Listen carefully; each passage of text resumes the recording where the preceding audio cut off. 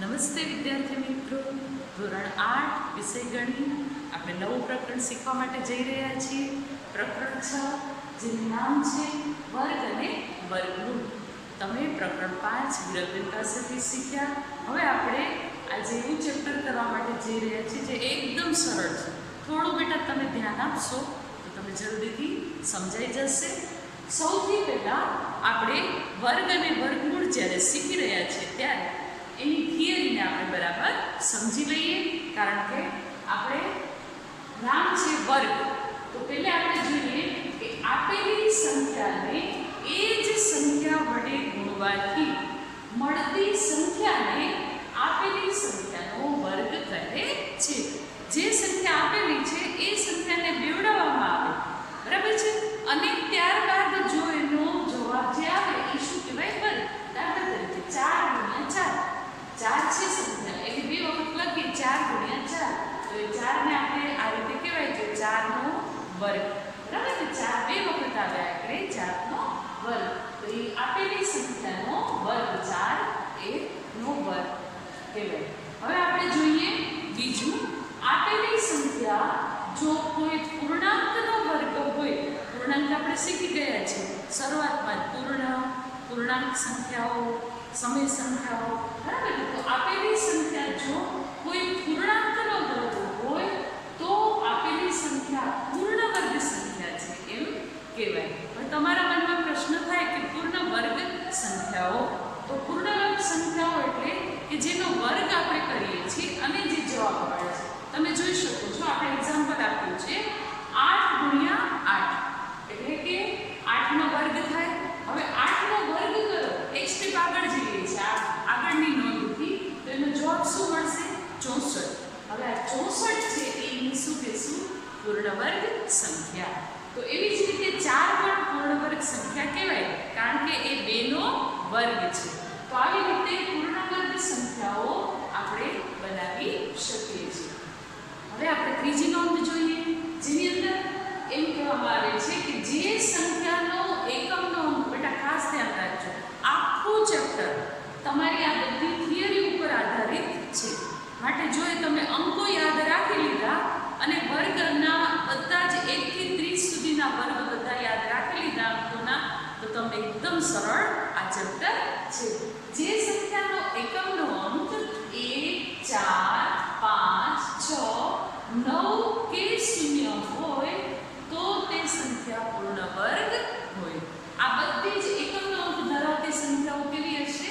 પૂર્ણ વર્ગ. અહીંયા આપણે આને પૂર્ણ વર્ગ કહ્યું ને, તો જો તો એનો એકમનો અંક શું છે? 4. તો અહીંયા આપણે 4 છે આવે છે. તો આપણે અમુક દાખલામાં એવા હશે કે જે માત્ર એકમના અંક ઉપરથી આપણે કહી દેવાનું હશે કે આ પૂર્ણ વર્ગ છે અને આ પૂર્ણ વર્ગ નથી. હવે પૂર્ણ વર્ગ સંખ્યાઓ કઈ ન હોય એને જોઈએ આપણે.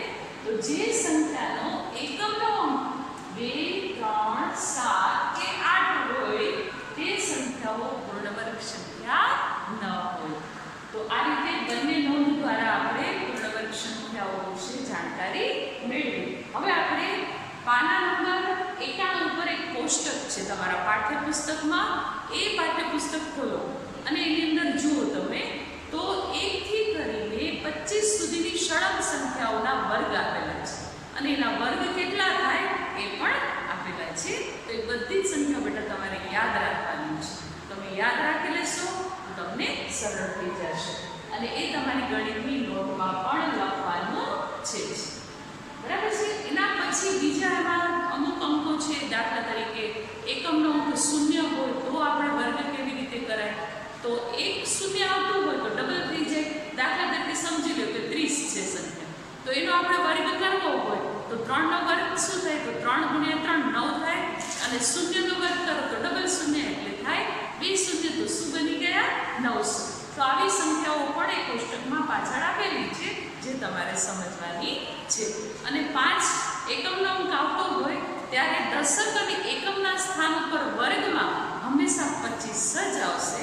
એ બાબત પણ તમે નોંધ તરીકે ગણિતની નોટમાં લખજો અને યાદ રાખજો. હવે આપણે જોઈએ કે એવા કયા અંકો છે જે એકમના અંકમાં હોય તો એના વર્ગ કરતાં મળતી સંખ્યાનો એકમનો અંક આપણને મળે. કારણ કે આવા દાખલા પુસ્તકમાં ગણિતમાં સ્વાધ્યાયમાં આપેલા છે. તો આપણે જોઈએ અહીંયા મેં બે ભાગ પાડ્યા છે. એક છે એકમનો, બીજો છે વર્ગ કરતાં મોટી સંખ્યાનો એકમનો અંક.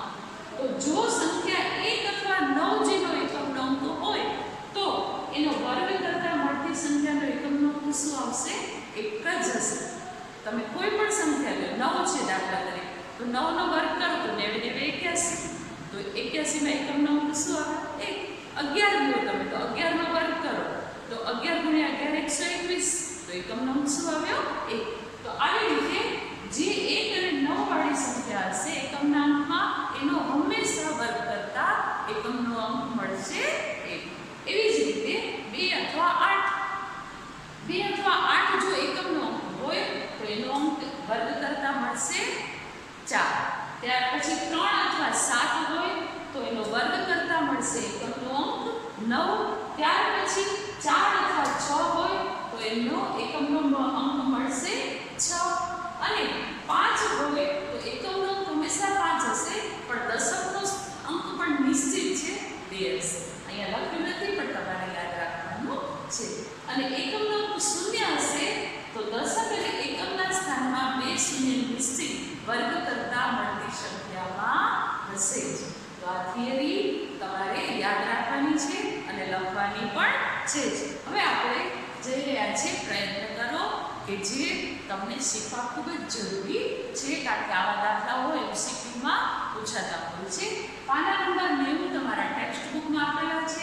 એની અંદર આ પ્રયત્ન કરો છે એ ધ્યાનથી સમજો.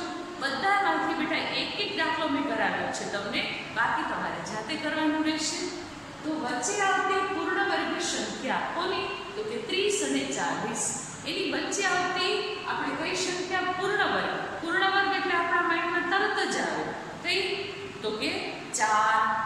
બરાબર છે? એની 2 થાય પૂર્ણ વર્ગ, તો 4 સંખ્યા પૂર્ણ વર્ગ કહેવાય. હવે આપણે જોઈએ છીએ માત્ર 30 અને 40.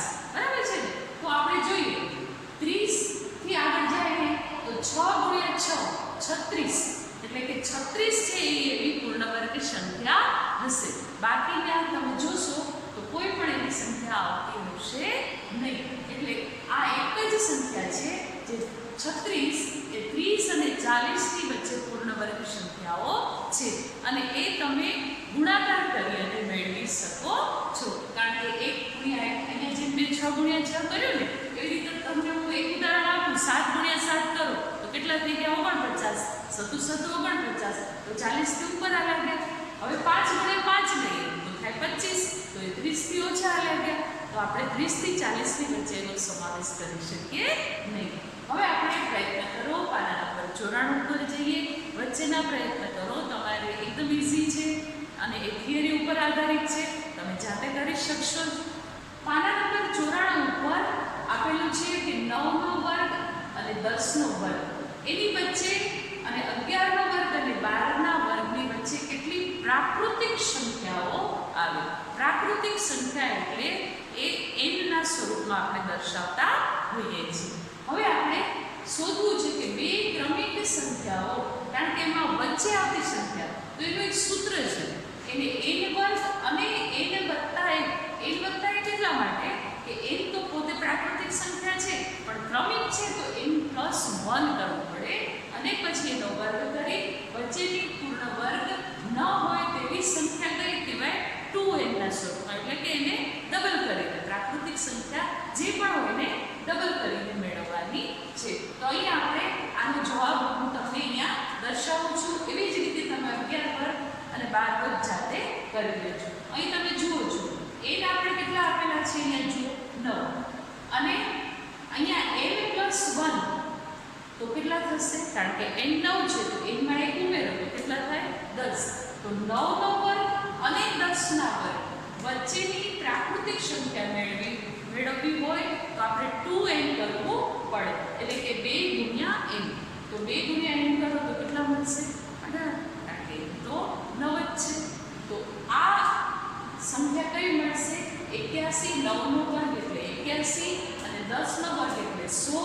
તો 81 અને 100 વચ્ચે કુલ 18 પ્રાકૃતિક સંખ્યાઓ આવે. તમે ગણતરી કરશો તો પણ તમને એ રીતે પણ કરી શકો છો, પણ આ સૂત્રની રીતે તમને એકદમ ઈઝી બની જશે, કારણ કે 82 થી તમે ગણો 82, 83, 84, 85, 86 આ રીતે 99 સુધી તમે જાઓ તો કેટલી સંખ્યાઓ હશે? 18 પ્રાકૃતિક સંખ્યાઓ મળે. તો આ રીતે તમે 11નો વર્ગ અને 12ના વર્ગવાળો દાખલો જાતે કરશો. હવે આપણે જોઈએ પ્રયત્ન કરો પાના નંબર 55 પર જે આપેલું છે, જેની અંદર પહેલા દાખલામાં કહેવામાં આવ્યું છે કે 21નો વર્ગ ને બે ક્રમિક સંખ્યાના સરવાળા તરીકે રજૂ કરો. ક્રમિક સંખ્યાની વાત આવે એટલે આપણે તરત જ એને પ્રાકૃતિક સંખ્યા તો કઈ છે? 21. હવે એ બંનેની ક્રમિક સંખ્યાના સરવાળા તરીકે, અને એમાં સૂત્ર પણ આપેલું છે તમારે ટેક્સ્ટબુકમાં જોજો કઈ રીતે, n² - 1/2. તો આપણે એની જગ્યાએ 21 મૂકીએ તો 21નો વર્ગ - 1/2. તો 21નો વર્ગ કેટલો થાય? 441. આ બેટા એક જે કોષ્ટક છે એમાંથી તમારે યાદ રાખવાના છે. તરત જ 21નો વર્ગ એટલે તમારા માઇન્ડમાં આવે 441. તો 441 ઓછા 1/2 એટલે થાય 440/2, અને એનો ભાગાકાર કરતા આપણે રકમ મળશે 220. હવે એવી જ રીતે n² + 1 લઈએ છીએ તો n² + 1, કારણ કે આપણે બે ક્રમિક સંખ્યાને સરવાળા તરીકે મૂકવાનું છે, તો પહેલા આપણે માઈનસ એનમાંથી એક ઓછો કરીને લીધું, પછી એનમાંથી એક પ્લસ કરીને, તો n² + 1/2, તો 21² + 1/2 બરાબર 441 + 1/2 એટલે કે 442/2 બરાબર આનો ભાગાકાર કરતા મળશે 221. તો આ બંને તમે જોયું કે સરવાળા તરીકે આપણે જો રજૂ કરીએ તો 21નો વર્ગ એટલે કે 220 + 221 જવાબ આવી ગયો 441. તો 21નો વર્ગ પણ 441. વિદ્યાર્થી મિત્રો, આપણે પ્રયત્ન કરો પાના નંબર 95 પર જે આપેલો છે દાખલો એ હવે જોવા માટે જઈ રહ્યા છીએ, જેની અંદર તરાહ મુજબ વર્ગ કરો. તરાહ શું છે? તરાહ એટલે કે આંકડાઓની એવી ગોઠવણી કે જેનાથી આપણે વર્ગ મળી શકે. તમે જોઈ શકો છો કે અહીં એક રકમ આપેલી છે જેની અંદર 3 6 1 છે, બરાબર? 1 1 1 1 1 1 એનો આપણે સ્ક્વેર કરવાનો છે. તો એનો સ્ક્વેર તરાહના આંકડાને ગોઠવીને આપણે કઈ રીતે કરી શકીએ? તો સર્વપ્રથમ 1, બરાબર છે? પછી અહીંયા આપણે સળંગ એકી સાથે આપણે કુલ 6 છે 1 માટે 1 2 3 4 5 6 કન્ટિન્યુ આપણે લખી નાખીશું. હવે ત્યારબાદ આપણે એવી રીતે આંકડા મૂકતા જઈશું કે જેથી આ બાજુ જાઓ તમે તો નાના અંક બનતા જાય અને જમણી બાજુ જાઓ તો મોટા અંક બને. હવે 1 પછી અહીંયા આપણે લેશું 2 છે, તો આ બાજુ 1 અને 2 પછી પણ આપણે આગળ જઈએ છીએ તો 1 એટલે કે 121. તો 11 નું શું થાય? 121. હવે એવી રીતે અહીંયા લઈએ આપણે તો અહીંયા છે 3, તો 3 ની આગળ 2 અને 1. અહીંયા આપણે 3 પછી તરત જ 2 અને 1 લેશું, કારણ કે એક નાનો અહીંયા આ રીતે બંને બાજુથી તમે જુઓ તો જે અંક છે એ લેસ ધેન થતા જોઈએ. 2 અને 1 અહીંયા પણ 2 અને 1, અહીંયા 4 છે તો અહીંયા 3 2 1, અહીંયા પણ 3 2 1. એવી રીતે 5 લીધો તો 5 પછી લેસ ધેન 4 3 2 1, અને એવી રીતે 4 3 2 1. 6 છે તેમાં 5 4 3 2 1, અને અહીંયા પણ 5 4 3 2 1. તો હકીકતમાં આ જે સંખ્યા આપેલી છે એનું વર્ગમૂળ શું મળશે? તરાહ મુજબ. આ રીતે કેટલું ઈઝી થઈ ગયું. આપણે આંકડાઓની એટલી સુંદર ગોઠવણી કરી કે સીધો એનો જવાબ આપણી પાસે 6 અંક પ્રમાણે મળી ગયો. હવે આપણે વિદ્યાર્થી મિત્રો સ્વાધ્યાય તરફ જઈ રહ્યા છીએ. પ્રયત્ન કરોના જેટલા પણ અઘરા દાખલાઓ હતા એ મેં તમને સમજાવી દીધા છે, બાકી જાતે કરવાના રહેશે. સ્વાધ્યાય 6.1 ની અંદર આપણે દાખલો પહેલો જોઈએ છીએ, અને આ બધા દાખલા પણ એકદમ સરળ છે, એટલે એક એક દાખલો સમજાવું છું, બાકી તમે ગણિતની નોટમાં જાતે કરી શકશો. દાખલો 1, વર્ગ કરવાથી એકમનો અંક શું મળે? બરાબર ને? આ સંખ્યાનો જો વર્ગ કરવામાં આવે તો થિયરી યાદ કરો આપણે જે હમણાં જ શીખ્યા હતા. તો એની અંદર શું છે કે 81 છે. તો 81 તો આપણે તરત જ માઇન્ડમાં સ્ટાર્ટ થાય એનો એકમનો અંક શું હોય? 1 હોય, કારણ કે 1 નો એકમનો અંક 1 આવે. તો 81 ના વર્ગનો એકમનો અંક કરતા આપણે જવાબ મળશે 1. હજી પણ તમને એક બીજો દાખલો સમજાવી દઉં, જેમાં 272 રકમ આપેલી છે અને એમાં કહેવામાં આવે છે કે એનો વર્ગ કરતા એકમનો અંક શું મળશે? તો આમાં તમે જુઓ છો કે એકમનો અંક છે 2. તો એકમનો અંક જ્યારે 2 હોય ત્યારે એનો વર્ગ કરતા એકમનો અંક શું મળશે? 4. તો આવી રીતે આપણે જે થિયરી છે એનો ઉપયોગ કરીને માત્ર જવાબ આપવાનો છે, જે મેં બોર્ડ પર દર્શાવ્યો છે. હવે આપણે દાખલા નંબર 2 તરફ જઈ રહ્યા છીએ, જેની અંદર છે પૂર્ણ વર્ગ નથી. આ સંખ્યા જેટલી સંખ્યાઓ આપેલી છે રકમમાં એ એક પણ સંખ્યા પૂર્ણ વર્ગ નથી, પરંતુ કારણ સહિત જણાવો. તો એક મેં રકમ આપેલી છે એને કારણ સહિત અહીંયા લખી અને જણાવી છે, બાકી તમે જાતે કરશો. રકમ છે 1057, જેની અંદર તમે જોઈ શકો છો કે જે સંખ્યાનો એકમનો અંક 7 આવે છે અને 7 હોય તેથી એ ક્યારેય પૂર્ણ વર્ગ સંખ્યા બનતી નથી. આપણે યાદ છે ને 4 એવી સંખ્યાઓ છે, એ 4 સંખ્યાઓ પૂર્ણ વર્ગ સંખ્યામાં આવતી નથી કે જેનો એકમનો અંક 7 હોય. હવે આપણે દાખલા નંબર 3 તરફ જઈએ.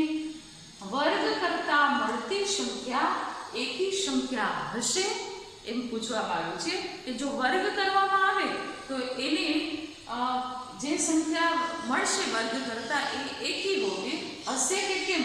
તો એક નિયમ છે, જો આપણે એકી સંખ્યાનો વર્ગ કરતા હોઈએ તો હંમેશા એકી સંખ્યાનો વર્ગ કેવો આવે?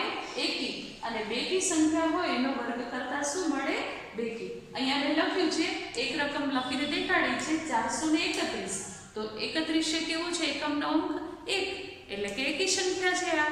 તો એકી સંખ્યાનો વર્ગ હંમેશા કેવો હોય? એકી હશે. તો આ રીતે દાખલો નંબર 3 પણ તમે આસાનીથી કરી શકશો, કારણ કે માત્ર જવાબ લખવાના છે. હવે આપણે જઈ રહ્યા છીએ દાખલા નંબર 7 તરફ. અહીંયા આપણે 3, 4, 5 અને 6 એકદમ સરળ છે, જે તમારે ચોપડીની અંદર જ દાખલા જે છે એ કરવાના છે. તમે જાતે કરી શકશો તો એ જાતે કરી લેજો. દાખલા નંબર 7માં છે સરવાળાની ક્રિયા વિના સરવાળો મેળવો. સરવાળાની ક્રિયા નથી કરવાની, પણ આપણે સરવાળો મેળવવાનો છે.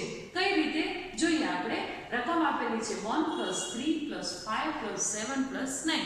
આપણે ફટાફટ સરવાળો કરવા માંડીએ, પણ ના, આપણે આમાં વિચારીએ કે જો તો આ સંખ્યા કઈ છે પ્રાકૃતિક સંખ્યા પ્રમાણે, તો બધી જ એકી સંખ્યાઓ આવે છે અને એ પણ 1 થી 10 ની અંદર જે આવતી હોય તે 1, 3, 5, 7, 9. તો પહેલી 5 ક્રમિક એકી સંખ્યાઓ આ છે એમ આપણે કહી શકીએ. તો હવે એનો સરવાળો આપણે કરવો હોય તો આપણે શું કરી નાખીશું કે પહેલી 5 ક્રમિક એકી સંખ્યાનો સરવાળો બરાબર ક્રમિક સંખ્યા 5 અને એનો કરી નાખો વર્ગ, એટલે સીધો જવાબ મળી જશે. સરવાળો આપણે કરવાનો નથી, તો 5 નો વર્ગ એટલે કેટલા મળ્યા? 25.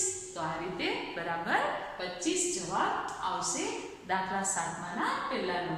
આવી જ રીતે એના જેવો બીજો છે એ તમે જાતે કરશો. દાખલા નંબર 8, જેની અંદર 49 અને 7 એકી સંખ્યાના સરવાળા તરીકે દર્શાવો. એકી સંખ્યાના સરવાળા તરીકે આપણે દર્શાવવાનું છે. તો આપણે 49 ને સૌથી પહેલે તો આપણે 1 થી સ્ટાર્ટ કરીએ તો 1 + 3 + 5 + 7 + 9. જો બધી જ એકી સંખ્યાઓ +11 +13. હવે આગળ જવાની જરૂર ખરી નહીં. આનો સરવાળો કરશો તો આપણે 49 મળી જશે, તો આગળ જવાની જરૂર નથી. તો આ રીતે 49 ને 7, 1, 2, 3, 4, 5, 6 ને 7 આપણે એકી સંખ્યાઓ લખતા 49 મળી ગયા છે. આવી જ રીતે બીજો દાખલો તમે જાતે કરશો. હવે આપણે જઈ રહ્યા છીએ સ્વાધ્યાય 6.2 તરફ, જેની અંદર હવે આપણે વર્ગ શોધવાના છે, પણ આ સૂત્રના આધારે. આ સૂત્ર છે તમે 7મા ધોરણમાં પણ શીખી ગયા છો કે આખા કૌંસના વર્ગવાળું સૂત્ર. તો પ્રથમ પદનો વર્ગ વર્ગ મધ્યમ પદની નિશાની 2 ગુણ્યા પહેલું પદ ગુણ્યા બીજું પદ વત્તા બીજા પદનો વર્ગ. આ સૂત્રનો ઉપયોગ કરીને આપણે વર્ગ શોધવાનો છે. તો આપણે સૌથી પહેલા એક સંખ્યા મેં તમને અહીંયા ગણીને દેખાડી છે, ધ્યાનથી સમજી લેશો જેથી બાકીના દાખલા તમે જાતે કરી શકો. 32 નો વર્ગ. હવે 32 છે એમાં રાઉન્ડ ફિગર ક્યાં આવશે? 30 પ્લસ 2. તો 30 વત્તા 2 કરવાના. 32 ને આ રીતે દર્શાવવાનું કારણ કે a પ્લસ b ના રીતે મૂકવાનું છે. તો 30 વત્તા 2 કર્યું, આખા કૌંસનો વર્ગ કર્યો. હવે પ્રથમ પદનો વર્ગ એટલે કે 30 નો વર્ગ, મધ્યમ પદની નિશાની એટલે કે પ્લસ 2 તો આવશે જ કારણ કે 2 મધ્યમ પદમાં લેવાના જ છે આપણે, ગુણ્યા પહેલું પદ ગુણ્યા બીજું પદ વત્તા બીજા પદનો વર્ગ એટલે કે 2 નો વર્ગ. હવે 30 નો વર્ગ આપણે જો આ એક પદ બીજું પદ ત્રીજું પદ 3 પદ આપણી પાસે તૈયાર થયા છે. પહેલા પદના રીતે આપણે જોઈએ તો 3 નો વર્ગ એટલે કે 9 અને 1 શૂન્ય નો વર્ગ એટલે કે ડબલ શૂન્ય એટલે રકમ આવી ગઈ 900 વત્તા આ બધાનો ગુણાકાર. તો તમને એકદમ ઈઝી રાઉન્ડ ફિગર લઈ લો. પહેલે 2 દુ 4 અને 4 તેરી 12 અને શૂન્ય છે એ પાછળ મૂકી દો એટલે થઈ ગયા 120 વત્તા 2 નો વર્ગ એટલે થશે 4. હવે આ બધાનો સરવાળો કરી નાખો તમે તો જવાબ મળશે 1024. તો 32 નો વર્ગ આવશે 1024. આ રીતે કોઈ પણ રકમ આપણને આપેલી હોય અને સ્પીડમાં આપણે ગણતરી કરવી હોય રાઉન્ડ ફિગર પાસે લઈ અને એને આ રીતે સૂત્રના ઉપયોગ કરીને આપણે દાખલો કરી શકીએ છીએ. હવે આપણે જઈએ છીએ દાખલા નંબર 2 તરફ, જેની અંદર પાયથાગોરિયન ત્રિપુટીની રીતે દાખલો ગણવાનો છે. હવે તમને આ આપણે 7મા ધોરણમાં યાદ હશે કે આપણે ત્રિકોણની જ્યારે રચનાના દાખલા શીખ્યા ત્યારે પાયથાગોરસના નિયમ પ્રમાણે આપણે કરતા હતા. પાયથાગોરસ એટલે કે એવો કાટકોણ ત્રિકોણ છે કે જેની અહીંયા મેં દોરીને દર્શાવ્યો છે, તમે જોઈ શકો છો, જેમાં આને આપણે કર્ણ કહીએ છીએ અને આ કાટખૂણો બનાવતી 2 બાજુઓ હોય છે. અને એ આ બંને કાટખૂણો બનાવતી 2 બાજુઓ છે એનો સરવાળો, એના વર્ગોના સરવાળા બરાબર આ બાજુ હંમેશા આવતી હોય. તો અહીંયા મેં દર્શાવ્યું છે આને 2n અને n² - 1 કારણ કે એનાથી ઓછું અને અહીંયા n² + 1 તો આ બેના વર્ગ બરાબર આ બાજુ કહેવાય. હવે અહીંયા આપણે જે માગ્યું છે એ વસ્તુ એ છે કે જે સંખ્યા આપેલી છે એને પાયથાગોરિયન ત્રિપુટી પ્રમાણે દર્શાવો. આવા દાખલા પરીક્ષામાં પૂછાય છે માટે ત્યારથી સમજો. રકમ આપેલી છે 6, એક જ છે આપણી પાસે 6. હવે અહીં આપણે ખબર છે 2n, તો જ્યાં n એટલે પ્રાકૃતિક સંખ્યા, જ્યાં n દેખાય ત્યાં આપણે શું મૂકી દેવાના? 6. તો 2n બરાબર આપણે 6 લઈએ તો એનો મતલબ એ થયો કે n બરાબર કેટલા આવે? 3. કારણ કે 2n બરાબર 6 તો 2 આના 6/2 કરીએ તો n બરાબર કેટલા થઈ જાય? 3. તો એનો મતલબ એ થયો કે n બરાબર 3. હવે જ્યાં પણ n છે ત્યાં આપણે કિંમત 3 મૂકતા જઈશું. n² - 1 = 3² - 1 કારણ કે n એટલે 3 તો 3 નો વર્ગ ઓછા 1, 3 નો વર્ગ કરો તો કેટલા મળે? 9, 9 ઓછા 1 તો 9 માંથી 1 જાય 8. તો એ આપણે જે શોધી n² - 1 વાળી બાજુ એનું માપ શું હશે? 8. હવે બીજી ત્રિપુટીમાં પાયથાગોરન ત્રિપુટી છે એમાં એક બાજુનું માપ આવ્યું 8. હવે બીજી બાજુ જઈએ છીએ તો n² + 1 આમાં n ની કિંમત મૂકતા જઈએ છીએ. પહેલા આપણે કિંમત શોધી છે બરાબર ને? તો 3n એટલે 3 તો 3 નો સ્ક્વેર કરો કારણ કે n² છે +1 છે તો 3 નો વર્ગ 9, 9 + 1 10. તો બીજી બાજુનું માપ n² 1 નું શું મળ્યું આપણને? 10. એટલે કે ત્રિપુટીમાંની બીજી બાજુ થઈ 10. અને આ રીતે હવે આપણે લાસ્ટ લઈએ તો આપણને ખ્યાલ આવી ગયો n છે એ 3 છે તો અહીંયા તો 3 દુ 6 આપણે લીધેલા જ છે. તો આ રીતે આપણે જોઈએ તો ત્રિપુટી આપણને મળશે 6, 8 અને 10. વિદ્યાર્થી મિત્રો, આપણે વર્ગના દાખલા શીખ્યા. હવે વર્ગમૂળના દાખલા શીખવા માટે જઈ રહ્યા છીએ, જેની અંદર પહેલા આપણે વર્ગમૂળની વ્યાખ્યા નોંધ સમજી લઈએ. જે સંખ્યાના વર્ગથી પૂર્ણાંક સંખ્યા બની છે તે સંખ્યાને સંખ્યાને આપેલ સંખ્યાનું વર્ગમૂળ કહે છે. એટલે કોઈ પણ સંખ્યા હોય એનો વર્ગ કર્યો અને પછી જે સંખ્યા મળી એ કેવી કહેવાય? વર્ગમૂળ સંખ્યા કહેવાય. હવે એક્ઝામ્પલ એક જોઈએ આપણે. દાખલા તરીકે 8 નો વર્ગ શું થાય? 64. 8 ગુણ્યા 8 64 થાય ને. તો આ 64 શું કહેવાય? તો કે 64 નું વર્ગમૂળ 8. તો એ 8 એ શું કહેવાય? વર્ગમૂળ સંખ્યા કહેવાય. જે 64 ની વર્ગમૂળ 8 છે. આ નોંધ આપણે એ દર્શાવે છે. હવે એટલે સંકેતમાં લખવું હોય તો આ રીતે લખવાનું છે. આ એનું સિમ્બોલ છે કે આપણે કોઈ પણ સંખ્યાને વર્ગમૂળમાં દર્શાવવી હોય તો આ રીતે દર્શાવાય છે. હવે આપણે પ્રયત્ન કરો જોઈએ જે પાના નંબર 100 ઉપર આપેલા છે એમાંથી એવી રીતે આપેલું છે કે પુનરાવર્તિત બાદબાકી કરી પૂર્ણ વર્ગ શોધો. પુનરાવર્તિત બાદબાકી કરતું જવાનું છે અને પૂર્ણ વર્ગ આપણે શોધવાનો છે. રકમ છે 36. એક ત્રીજી ડાયરેક્ટ લઉં છું હું. આગળની પછી તમે જાતે કરી શકશો. એક સમજાવી લઉં એટલે તમને ઈઝી થઈ જશે. 36 - 1 તો કેટલા થાય? હવે પુનરાવર્તિત જે બાદબાકી કરવાની છે આપણે એમાં આપણે એકી સંખ્યાઓને લેતા જશું. 36 - 1 કર્યા તો કેટલા આવ્યા? 35. હવે 35 માંથી એના પછીની એકી સંખ્યા કઈ? 3. તો 35 - 3 કરો તો શું મળશે? 32. હવે 32 માંથી કેટલા બાદ કરીશું? એકી સંખ્યા એના પછી આવે 5. તો 32 - 5 કરશું તો કેટલા આવશે? 27. આપણે ત્યાં સુધી જવાનું કે જ્યાં સુધી આપણે શૂન્ય મળે નહીં. અને જો માઇનસ વાળી રકમ શરૂ થઈ જાય તો એનો અર્થ એ કે એ પૂર્ણ વર્ગ સંખ્યા નથી. અહીંયા આપણે આગળ જઈએ. અહીંયા 5 પછી 7 આવે એકી સંખ્યા. તો આપણે જે 27 જવાબ હતો એમાંથી 7 બાદ કરીએ તો કેટલા મળે છે? 20. એવી જ રીતે 7 પછીની એકી સંખ્યા આવે 9.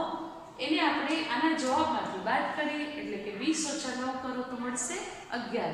હવે 9 પછીની એકી સંખ્યા કેટલી થાય? 11. તો 11 માંથી 11 બાદ કરો, શૂન્ય આવી ગયા. એનો અર્થ એ થયો કે 36 એ કેવી સંખ્યા છે? પૂર્ણ વર્ગ સંખ્યા. કારણ કે 36 નું વર્ગમૂળ 6 થશે. આ વર્ગમૂળનો સંકેત છે અને 36 નું વર્ગમૂળ એ શું થશે? 6. તો પુનરાવર્તિત બાદબાકીની રીત પ્રમાણે તમે આ પ્રયત્ન કરો. બીજા દાખલા જાતે કરી શકશો.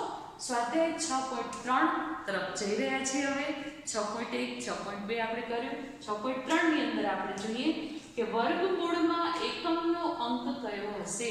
દાખલા નંબર 1 એકદમ સરળ છે. એકમનો અંક શું હોય? આપણે જે થિયરી શીખ્યા છે જેની અંદર સ્પષ્ટ અંકો તમને મેં સમજાવ્યા છે અને લખવાનું પણ કહ્યું હતું. તમે ગણિતની નોટમાં લખી લીધું હશે. તો આપણે જોઈએ અહીંયા રકમ છે 9801 ના વર્ગમૂળનો એકમનો અંક શું હોય? તો કે કાંઈ એક હોય અથવા 9 હોય. કારણ કે 1 ગુણ્યા 1 કરો તો 1 આવે અને 9 ગુણ્યા 9 કરો તો 81. તો એનો એકમનો અંક શું બન્યો? 1.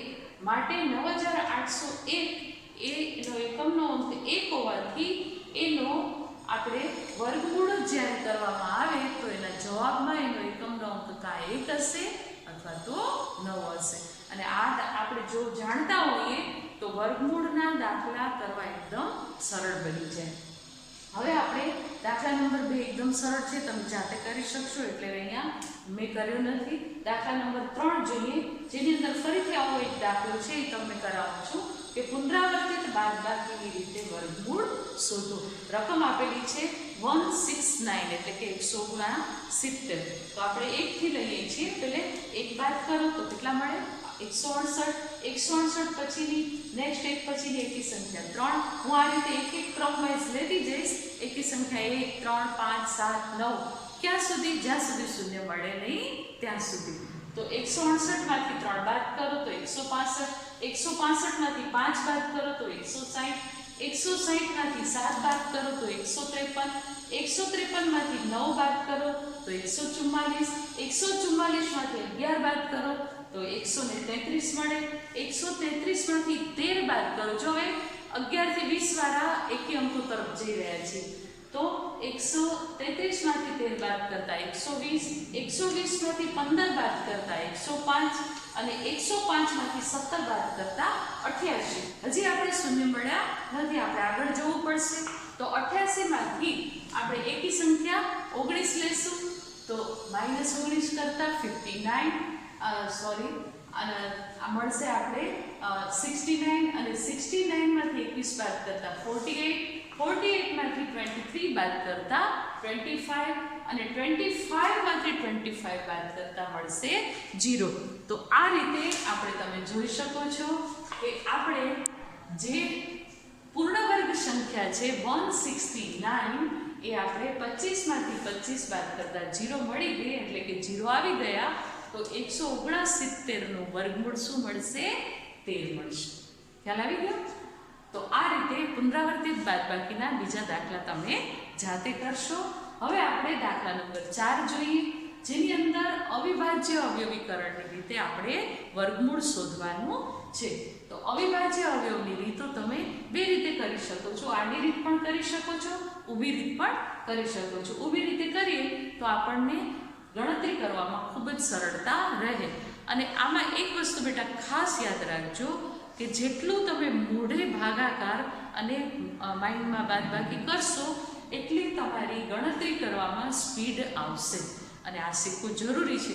કદાચ તમને ન ફાવે તો તમે રફમાં આ રકમનું તમે એ રીતના એક એક સ્ટેપ લેતા જઈએ તો ભાગાકાર કરતા જજો, તો તમે આ રીતે પદ આપી શકશો. હવે કઈ રીતે કરીશું આપણે જોઈએ. રકમ છે આપણી પાસે, મેં ડાયરેક્ટ મોટી રકમ લીધી છે. એક દાખલો હું સમજાવીશ એટલે તમે જાતે કરી શકશો. રકમ છે 5929, બરાબર છે ને? હવે આ એવી રકમ છે કે જેને આપણે શોધવું છે એને કેટલાથી ભાગી શકાય. તો આપણે ચાવીઓ છે એ ચાવીઓ ખાસ યાદ રાખવાની. તમે 5મા ધોરણથી શીખતા આવ્યા છો કે બેકી સંખ્યા હોય ત્યારે 2, 4, 6, 8થી એ વિભાજ્ય હોય જ, પણ અહીંયા બેકી સંખ્યા નથી, એકી સંખ્યા છે. તો એનો અર્થ એ થયો કે કોઈ પણ એકી સંખ્યા આવશે કે જેનાથી વિભાજ્ય થઈ શકે. તો આપણે પહેલે 3થી જોવાનું. તો 5 ને 2 7, 9 ને 9 18, 18 ને 7 થાય 25. 25 એ 3ના પાડામાં આવે નહીં. ખાસ ધ્યાન બેટા સમજજો. 25 3ના પાડામાં ના આવે એટલે 3થી ભાગી શકાશે નહીં. હવે આપણે 5 તો આવે નહીં, તો હવે ક્યાં જવાનું? ડાયરેક્ટ સીધું 7 ઉપર. તો 7થી આપણે જોઈએ કે આને ભાગી શકાય છે કે કેમ. તો 7 પ્રમાણે લઈએ તો 8 સત્તા 56, 59માંથી 56 બાદ કરતા 3 વધે, ઉપરથી ઉતાર્યા 2 એટલે થાય 32. તો 32 7ના પાડામાં 32થી ઓછા તો 7 ચોક 28, એટલે કે 32માંથી 28 જાય તો કેટલા વધશે? 4. અને ઉપરથી ઉતાર્યા 9 એટલે કે 49 થાય. તો 7 7 49, એટલે કે 847 ભાગફળ એ 7ની સાથે ભાગ કરતા મળે, જે આપણે અહીંયા લખ્યા છે. ભાગાકાર સમજાઈ ગયો બધાને? હા, ન ખબર પડે તો તમે રફમાં ભાગાકાર કરી લેજો. હવે આપણી પાસે છે 847 અને એક વર્ગમૂળમાં એક રીત ફાઇનલ જ છે કે જોડી જોડીના 2 અંકો બનવા જોઈએ. પહેલી વખત જો 7થી ભાગ ચાલે તો એનો અર્થ એ કે આપણો બીજી વખત પણ 7થી ભાગ ચાલવો જોઈએ. ન ચાલે તો આપણી ભૂલ છે. હવે આપણે 7થી લઈએ તો 8 શરૂઆતમાં લઈએ તો 7 એકા 7, 8માંથી 7 જાય 1 વધે, ઉપરથી ઉતાર્યા 4 થયા 14, 7 દુ 14, ઉપરથી ઉતાર્યા 7, 7 એકા 7, એટલે ભાગફળ મળ્યું 121. તો અહીંયા આવશે, આપણે મૂકીશું 121. તો આ રીતે 121 આવે એટલે આપણે તરત જ ખ્યાલ આવે એ 11નો વર્ગ છે. તો આપણે પહેલે ડાયરેક્ટ સીધા 11 જશું. 11 ગુણ્યા 11 121 અને 11 એકા 11. તો આ રીતે આપણી પાસે બબ્બેની જોડી બની ગઈ છે 7 અને 11. તો આપણે 5929 7 ગુણ્યા 7 ગુણ્યા 11 ગુણ્યા 11 એટલે કે 7નો વર્ગ ગુણ્યા 11નો વર્ગ. તો વર્ગમૂળ 5929નું વર્ગમૂળ એટલે કે 7 ગુણ્યા 11, વર્ગ વર્ગ ઉડી ગયા, બરાબર છે? 7 ગુણ્યા 11 લેશું તો 11 સત્તા 77. તો 5929નું વર્ગમૂળ શું મળ્યું છે? 77. તો આ રીતે બધા જ દાખલા તમે ખૂબ જ સરળતાપૂર્વક કરી શકશો. હવે આપણે દાખલા નંબર 5 લઈ રહ્યા છીએ, જેની અંદર રકમ તો આપેલી છે પણ એ પૂર્ણ વર્ગ સંખ્યા નથી. આપણે એને પૂર્ણ વર્ગ સંખ્યા બનાવવાની છે. નાનામાં નાની એવી સંખ્યા શોધો કે જેના વડે ગુણવાથી પૂર્ણ વર્ગ સંખ્યા બને. અને વર્ગમૂળ જે બને પૂર્ણ વર્ગ સંખ્યા આવે એનું પણ આપણે વર્ગમૂળ શોધવાનું છે. તો અહીં તમને હું પહેલો દાખલો કરીને દેખાડું છું, તે પછી તમે બાકીના દાખલા જાતે કરી શકશો. 252 આપણી પાસે રકમ છે. એકમનો અંક શું છે? 2 કી સંખ્યા. તો એનો અર્થ એ થયો કે આપણે 2 થી ભાગ ચલાવી શકીશું. તો આપણે અડધા કરી નાખો. 2 થી ભાગ ચલાવો તો આપણે ડાયરેક્ટ અડધા, 2 ના અડધા 1 કર્યા અને 52 ના અડધા 26, એટલે કે 126 આપણે મૂક્યા. હવે એકમનો અંક ફરી 6 છે, તો ફરી પાછા 2 થી ભાગ ચાલે, તો 2 થી આપણે લઈએ છીએ તો 126, એટલે કે 12 ના અડધા 6, 6 ના અડધા 3, 63 મળ્યા. હવે આવે છે એકી સંખ્યા. તો આપણે જ્યારે એકી સંખ્યા આવે ત્યારે આપણે ચાવીઓનો ઉપયોગ પ્રમાણે જોઈએ તો 3 ની ચાવીનો પહેલો ઉપયોગ કરીએ. 6 ને 3 9, એનો અર્થ એ થયો કે 9 3 ના પાડામાં આવે છે, તો આપણે 3 થી ભાગ ચલાવી શકીશું. એટલે કે 21 તેરી 63 થાશે અને 3 સતા 21, 2 3 3 વાળા મળી ગયા છે. પણ 7 અહીંયા આવેલા છે, એનો ભાગ તો 7 એકા 7 થી જ ચાલશે, કારણ કે 7 અવિભાજ્ય સંખ્યા છે. તો આપણે 7 એક જ મળ્યા, તો એનો અર્થ એ થયો કે એની જોડીમાં કોણ ખૂટે? એક 7 હજી ખૂટે છે. બાકી બધા જોડીવાળા છે. 2 2 છે, 3 3 છે, પણ 7 એકલો છે. તો આપણે શું કરવું પડે? એને જોડીમાં આપણે લેવો હોય તો 252 જે રકમ છે આપણી પાસે, એને કેટલાથી ગુણવા પડે? 7 થી ગુણવા પડે. તો કેટલા મળશે? 1764. તો આ કઈ સંખ્યા હશે? પૂર્ણ વર્ગ સંખ્યા. એટલે કે વર્ગમૂળમાં આપણે 1764 બરાબર 2 નો વર્ગ ગુણ્યા 3 નો વર્ગ. હવે 7 ને પણ જોડી આપી દીધી છે, એટલે કે 7 નો વર્ગ, તો 2 ગુણ્યા 3 ગુણ્યા 7 કરતા એનો ગુણાકાર મળશે 42 અને 1764 નું વર્ગમૂળ આવશે 42. અને આ સંખ્યામાં જે 1 ખૂટતો હતો, એટલે કે 7 ખૂટતો હતો, તો એને 7 થી ગુણવો પડ્યો. તો આ રીતે બધા જ 5મા જે દાખલા છે એના બાકીના દાખલા તમે ઘરેથી જાતે કરશો એવી આશા સાથે ખૂબ ખૂબ ધન્યવાદ.